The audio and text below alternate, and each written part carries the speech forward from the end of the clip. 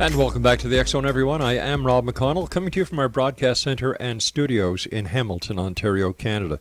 If you'd like to send me an email, xzone@xzoneradiotv.com, on all social media sites, Xzone Radio TV. And if you would like to find out what the programming is for the broadcast network, it's very simple. All you need to do is go to www.xzbn.net, and for the program listing of the X Zone TV channel, which is channel 21 on Simul TV, www.simultv.com. My guest this hour, X Zone Nation, is Michael WANN, and we're going to be talking to Michael about the Susquehanna River. Now, it's the biggest mystery of our times. For over 400 years, members of secret societies and mystical organizations have used the Susquehanna as a large-scale altar for ancient practice of river goddess worship. The Age of Aquarius is said to be unfolding. The qualities associated with Aquarian Age are innovation, electricity, the human being, and the collective. Life on Earth is aligning to Aquarian concepts through computer technology and globalism. Both were introduced to the planet on the Susquehanna. This can be thought as an offering to the river goddess. Joining me now is Michael WANN. And Michael, welcome to the X Zone. Rob, thank you for having me. I'm very excited to be here. Michael, tell us a little bit about yourself and how you became so taken by the Susquehanna River. Well, it kind of found me, to be quite honest. I'm an artist. I had been involved with maybe more regular pursuits, and life had brought me to a small little river town along the Susquehanna in Lancaster County, Pennsylvania. Right. And something just kind of got in my head as I was spending time along the river to begin to just do some basic research. And from that initial inclination, the rest just kind of fell right in my lap. What is the history of the mystical aspect of the river? Well, what we're talking about today is not anything you're going to go into Barnes and Noble and go into their like secret mysteries of the Freemasons. You're not going to find anything like that. Nothing what we're going to talk about is written down. However, it is the biggest smoking gun you can find, because everything which we're going to look at is part of the historical record, the geological record, and just material reality. All what we're going to be doing is following this golden thread. So how long this has been part of some sort of mystical practice, I don't know. But I pick up the story in 1607 with the establishment of the Jamestown settlement. All right, so let's start at 1607. It's not that recent, but still that'll give us a good starting point. So what is the association between Jamestown and the river? So the first thing, before we get into that, I just want to be clear with some of the words and definitions which we're using. And so when I'm talking about the Susquehanna, I'm referring to a unified body of water. And when you look at the Susquehanna from that perspective, the Chesapeake Bay is, from a geological and literal perspective, it is the flooded valley of the Susquehanna River. So I include the Chesapeake Bay as part of that title, Susquehanna. Now, the Chesapeake Bay is in Maryland, doesn't it? And doesn't it flow into the Atlantic Ocean? You're absolutely correct. Okay. So the Susquehanna River is more or less, and this may be helpful for any listener if they have access to a computer. If they're listening to a computer, they can go to the Susquehanna Alchemy website, and you can go to the info sheet section. You can see what we're talking about. But the river runs through New York, through Pennsylvania, into Maryland and Virginia. And it's in Maryland that it transitions from being a river into the estuary, which the Chesapeake Bay is. and it is at the mouth of the Chesapeake Bay, where it meets the Atlantic, where Jamestown is established.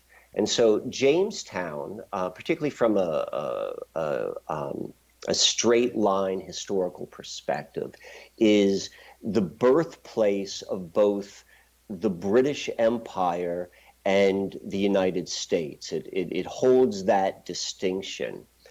And when you dig a little bit deeper into the people behind it, it's not like a bunch of folks just hopped on a boat and went east or went west and came to the New World. I mean, it was the byproduct of a for-profit corporation known as the Virginia Company of London, and it received a charter from King James, and they had a board of directors, and arguably the most influential member on that board of directors or executive committee was Sir Francis Bacon. And Sir Francis Bacon is arguably the most influential person behind really the last 400 years. And I say that because he's the father of the scientific method. Right. He is the editor of the King James Bible. He's the driving force behind the colonization scheme. And he was also very, very influential within the Rosicrucian movement and in what would become Freemasonry. And so that's where we kind of begin our story, because this Jamestown settlement ties back to him. And for me, the Susquehanna mystery began with the John Smith map. And the John Smith map of Virginia, which is accredited to the leader of Jamestown, John Smith, it's primarily a map of the Chesapeake Bay. But when you study it and when you look at it, all sorts of strange things begin to maybe catch the eye. Such as? And well, the most obvious is if you look at the very top line of it, and it lists the latitudinal degrees from 37 to 41 degrees. Number 40 is not just backwards, but it's mirrored. The 4 points in the wrong direction. And it's probably easy to overlook if you're not paying attention to details. And secondly, it can be written off as, an error. Right. But when you put it into context of the people who are behind it, who were masters of the art of steganography, which is the art and the practice of hiding secret information within public documents, and you begin to look at the known practices of how steganography works. And one of them is known as mispaginations or purposeful misnumbering. We've seen this in a lot of Francis Bacon's work. He was a master code maker and a master steganographer.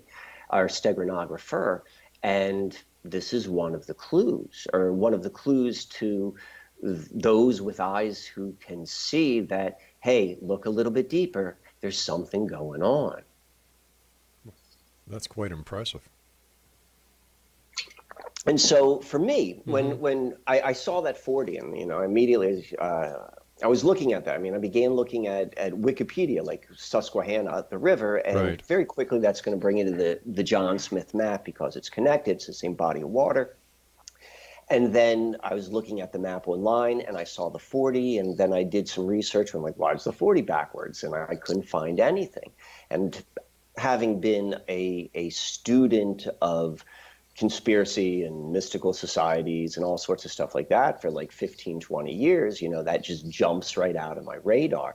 And so I start looking in, and the long and the short of it is what and I take this as a hypothesis, and I would suggest this to anyone listening, is like, take this as a hypothesis, don't take this as my word, but I'm going to say that there is a secret code in there, and what that secret code is, because at the end of the day, these guys are very pragmatic. All They're right, not going to go. I'm going to ask you to hold on. I've got to take my first break. Exonation, Michael WANN. WANN is our special guest, and his website is susquehannaalchemy.com, and Michael and I will be back on the other side of this commercial break as we dig deeper into the mystery of the Susquehanna River.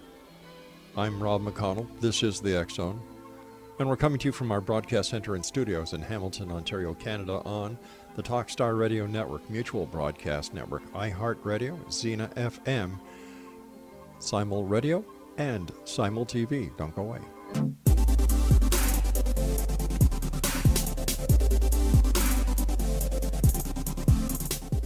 Exonation, Michael WANN is our special guest this hour, and we're talking to Michael about Susquehanna Alchemy, and his website is susquehannaalchemy.com. Before we go any further, Michael, can you explain the name Susquehanna Alchemy?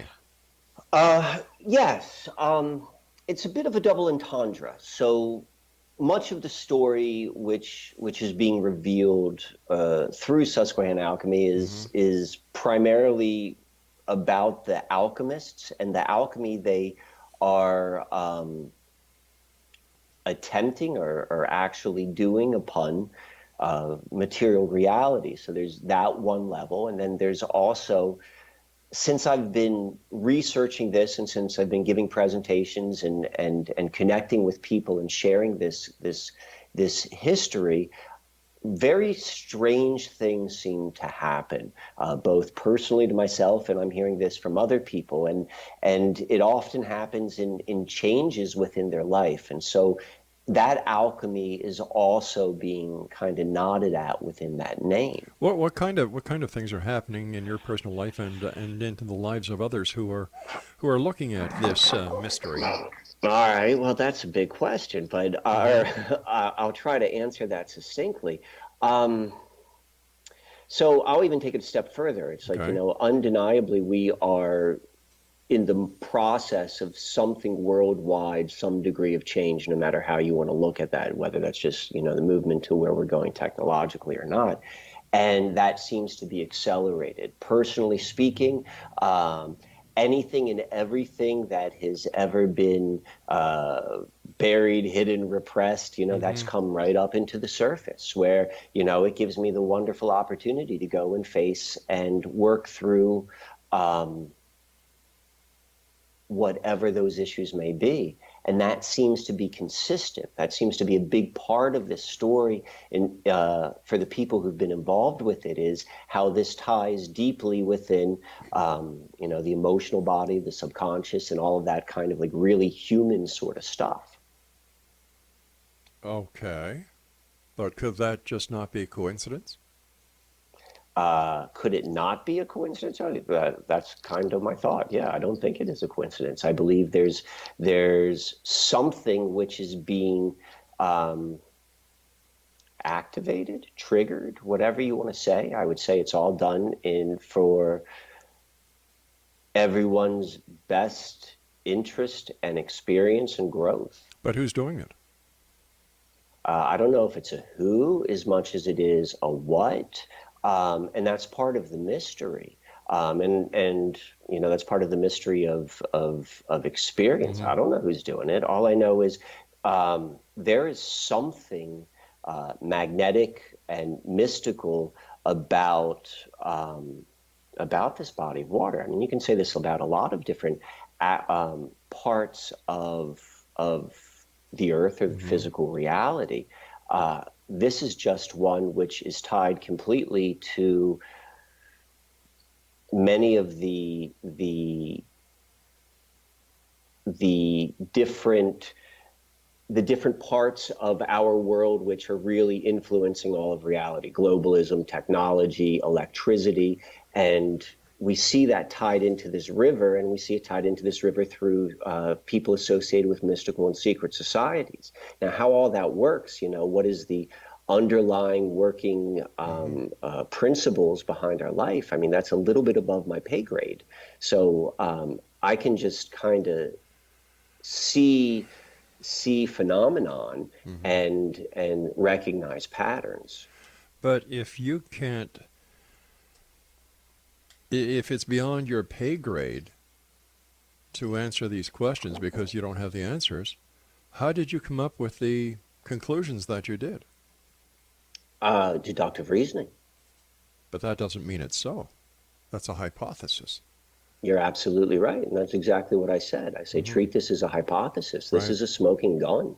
This is the most circumstantial evidence with the strongest amount of circumstantial evidence of any case you're ever going to see. But you're You you're know? calling it a smoking gun.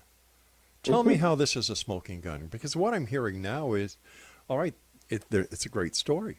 It's got mystery, it's got intrigue, but what is the smoking gun? So the smoking gun is we want to take a step back Okay. and understand the practice of river worship. Okay. And this was something which has been done in cultures all across the planet, Hmm. most evident like the Celtics and the Vedics, and you can see it in Egypt and so forth. And I'm going to suggest that that exact same thing is happening upon this river. And what we've seen happen, and if you understand, like, let's say from a biblical perspective of what an altar is, Hmm. which is a place of sacrifice, and what's often placed upon that is what's known as the first fruits or the first of some kind. And it's an offering to a god or to a deity or to whatever that may be. Again, that's what I mean by above my pay grade. I don't have those answers, but I'm going to look at all the details. We can see at every single major physical transition upon this river, which happens to be, if not the oldest, one of the 5 or 10 oldest rivers on the planet, Hmm. we see the very beginning of the most influential organizations upon the last 400 years, the United States and the British Empire. And if you look Right. at everything that's come through that, we see the birth of the information age with the advent of the first computer known as ENIAC, which is located at Aberdeen Proving Ground, which is where the river, the Chesapeake Bay transition. We see the very first instance of Edison's three-wire electrical distribution happening where the two different branches meet in Sunbury, PA. Hmm. And we can look at that in terms of first fruits. And Well, then if you go and you look at the 3 different endpoints of the river, from the North Branch, the West Branch, and hmm, then where the Chesapeake Bay meets the Atlantic Ocean, you're going to find 3 different secular, nationally recognized secular holidays.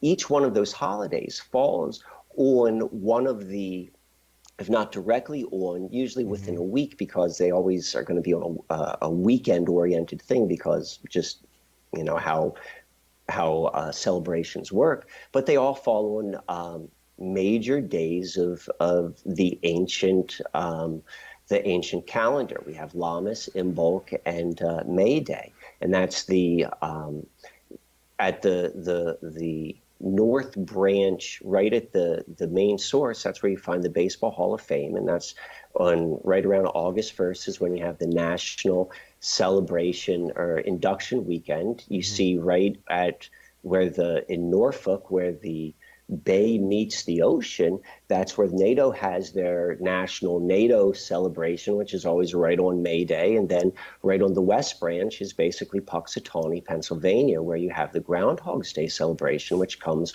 on February 2nd, which is Imbolc. Yeah. When you begin to go deeper and deeper, and you see how all of these organizations, people connect to the Hmm. same types of secret societies. Primarily, we see Theosophy, But Rosicrucianism, can't we Freemasonry. just look at that and say, okay, the same thing is can be said of the city of New York on the Hudson. The same thing can be said of the cities of Montreal and Quebec City on the St. Lawrence River. Rivers were for the first places that were ever populated. So, have you done studies and research into other cities that have the similar traits as the Susquehanna? And how have you compared this? How can we say unequivocally that this is something special to this river? Well, I don't think you can say anything really unequivocally. Yeah. But that being said, um, yeah, those other cities, no, those other rivers, they do not have this. I mean, if you go and you look, like, I mean, Hmm. right now, how important is computer technology over the past 75 years? It's important. Yeah, I mean, like in terms of influence, I suppose, like how much has it influenced life and how much life has changed compared to, like, let's say 1880. You know, we can go and see there is a major change. So then we can go and you look at history and you go and say, where is the birthplace of the information age? And you're going to see it's something called ENIAC. It was the U.S. Army's first computer, or it was for the U.S. Army, and it is the first electronic general programmable computer. It's considered the birthplace of the information age. You're not going to find that elsewhere. You can go and look. The same thing with electricity. And you can say the same thing with the founding of the United States and the British Empire. You can't say that in other rivers. Have you checked? Have you done the research, or are you just assuming and surmising if there's nothing that is as significant to the forwarding of mankind as the computer is? You know, like, that doesn't make sense to me. Well, I mean,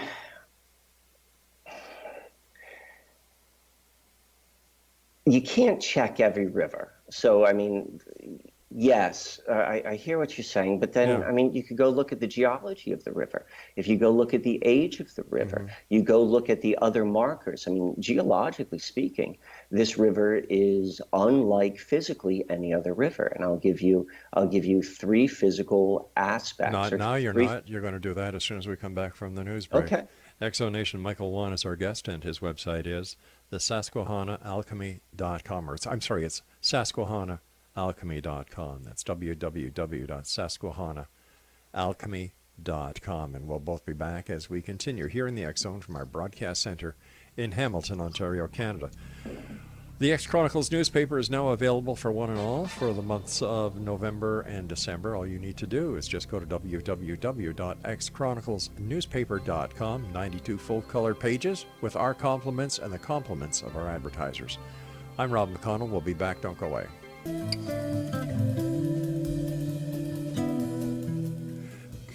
Exonation, Michael WANN is our special guest this hour. www.susquehanna-alchemy.com. Okay, you were going to give me 3. So I'm hoping we can switch gears because we got just a little bit of time left, but I'm going to give you something a little bit more concrete and return back to the John Smith map. So I'm going to suggest the hypothesis is embedded in the John Smith map, and I've got lots of videos which go through all the logic with how this came about. I'm going to say there's a hidden location, and that is the Susquehanna River at the 40th parallel. And so if we take that as our hypothesis, and we're like, okay, let's go look at this in material reality. And the 40th parallel is relatively, let's say, a 70-mile stretch, because there's 70 miles between whole degrees. But we're going to take that as literally as possible, at least where we're going to begin. And when we do that, we're going to go and look at the river, and right at 40 degrees, 0 minutes and 6 seconds, you're going to find about a half a mile away from the river bank is a park, a county park, which opened up literally on the 400th anniversary of Jamestown. So on the exact same day that Jamestown was having its 400th anniversary weekend, and Queen Elizabeth was there and the Bushes were there because it's a big deal. This park actually opens up. So we have this, now we have 2 links. Now, if you go and you look at this park and you look at it from Google Earth, you're going to see that it's the shape of a crescent moon and a sun, and the exact same positioning that you're going to see in all of the Middle Ages alchemical art, which is constantly showing the crescent moon and sun symbolism.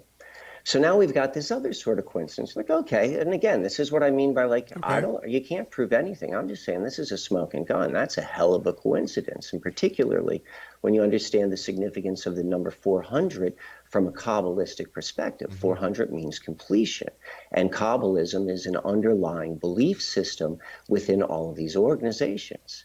But now we're going to step back even further. So this park, if you were to go and expand upon if you were to go and expand upon a map, and if you were to put a compass point right where this park is, and if you're going to go and get 10 miles and you're going to spin it around on this map, you're going to see that it intersects 3 different colleges. And it just doesn't intersect these colleges. They are in an almost perfect T-square alignment.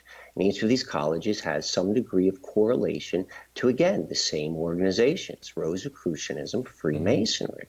And now when we see this, and you understand, if you're familiar with, like, let's say, some Rosicrucian lore and the idea of the invisible college, again, we have this other layer of what, we can call coincidence, if we just want to say that. But a smoking gun is beginning to show itself. Well, but wait a minute. The definition of a smoking gun is, the proof is there. It's undeniable. That's what a smoking gun is. And that's what I would suggest you're exactly looking at. But a smoking gun also says you don't know who fired it. You don't know why it's there. You just found yourself a smoking gun. You're well, like, let me ask on. you this. Let me ask you this. Okay. So this is the way it was. This is, the fathers who decided to put this here, put that there, do this, do that, do the other thing. What's so wrong with that? No one's saying anything that's wrong with it. So why is this of any significance then? Well, I suppose that would have to go upon personal interest. I mean, there are a whole bunch of things which people find significant that I certainly don't. Okay. But what I would say is, for those that are intrigued by secret societies? Well, certainly that, but I would say even more material about, how does the world work? How is the world influenced? I mean, I'll use an analogy. So are you familiar with, like, let's say, neuro-linguistic programming, or NLP? Yep.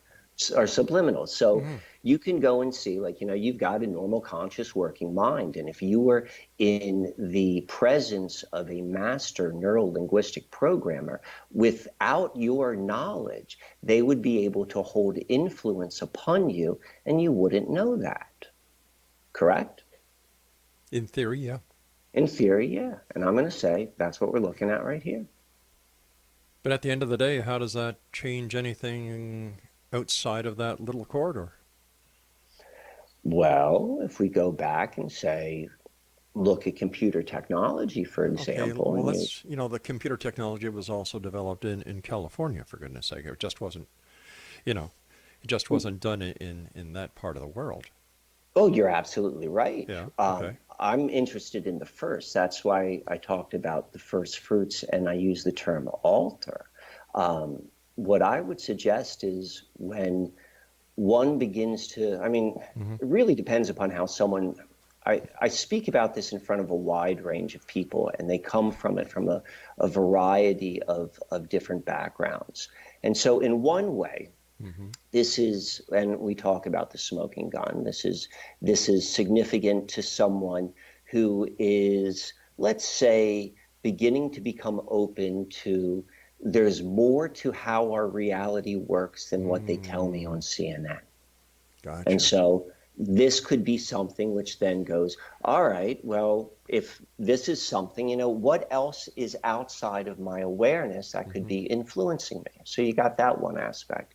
Then I also talk in front of a lot of people who you would think of, or maybe call, would be earth healers, people who feel a very strong connection to the earth as a living entity. And so when they begin to understand, and where things such as river worship still has some degree of very high meaning, this is very significant, because what I'm going to suggest is the reason why this was done here instead of done there is because there's a hierarchy. There's a hierarchy in almost everything. If you want to be influential in let's say, a traditional culture, you go to the oldest person, and if you get their influence, or you can have influence upon everything that comes afterwards. Right. If you want to have influence within a human being, you want to speak to the oldest part of their brain, our brain, and that's going to have influence on all of the newer stuff that comes afterwards. And, if there is any truth to as above, so below, or the law of correspondences, well, maybe the same is true upon planet Earth. And maybe that's the reason why all of this, I say quote unquote magic was done upon water. I'll even go a step further and say, I don't know, and I don't think we know really what the true significance of water is, because there's a lot of clues are pointing at maybe there's something more to water than meets the eye. Such as? Well, what's his name? I think it's Dr. Emoto. He was a guy, are you familiar with his work, who photographed the water crystals, for example? Nope. So this is a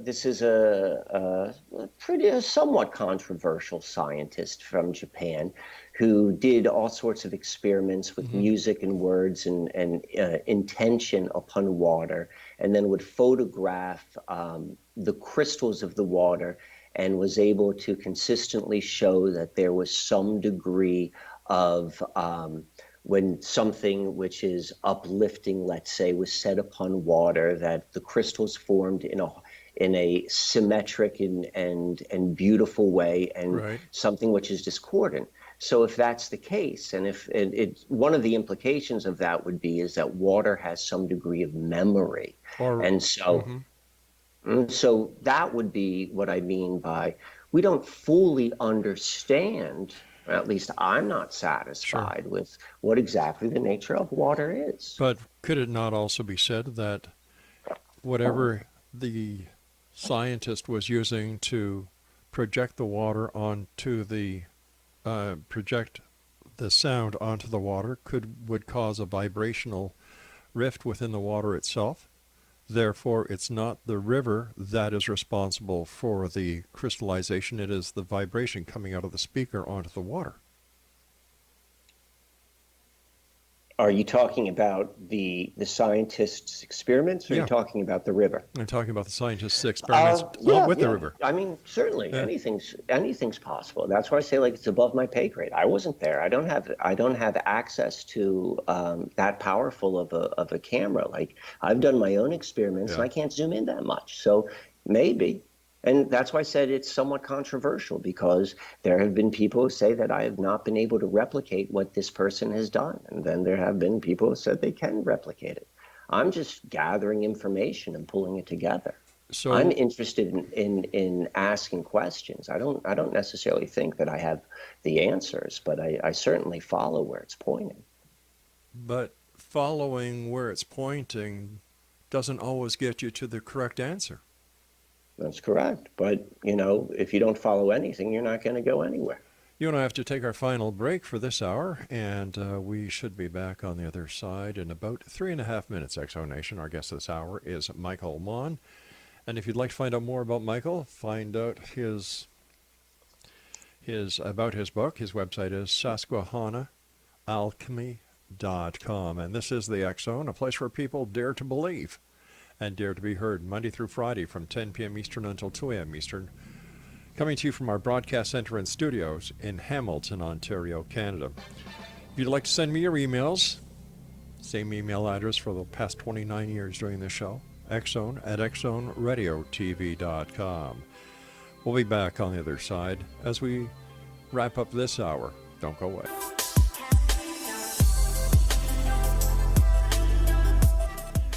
Michael WANN is our guest this hour, X-Zone Nation. His website is susquehannaalchemy.com. Michael, can you tell us the connection or what part baseball and Mormonism plays in the river? Certainly, and let me address the baseball one first. Sure. So, located at the source location, literally about 150 feet from where the river begins to flow, is the Baseball Hall of Fame. It's in Cooperstown, New York. Right. And are you a baseball fan? Are you knowledgeable about baseball? I used to watch the Montreal Expos when they first started in Montreal when I was living there as a child. But after that, it was kind of like you hit the ball, you catch the ball, you throw it. Okay.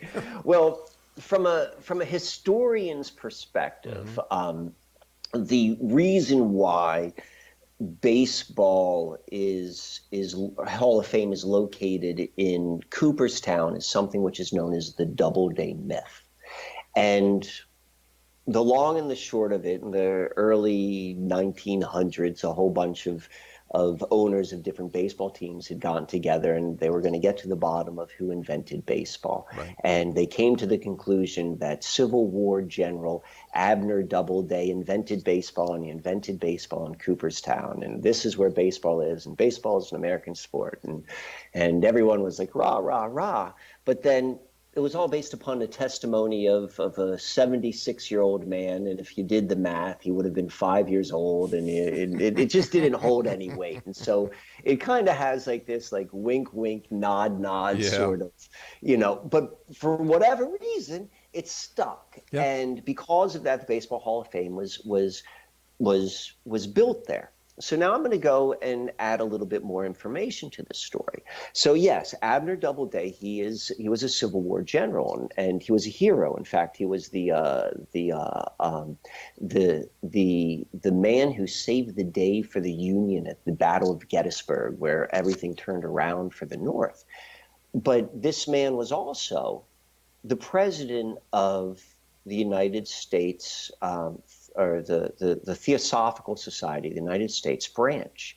He replaced H.P. or Helena Blavatsky once she left the United States to return to India.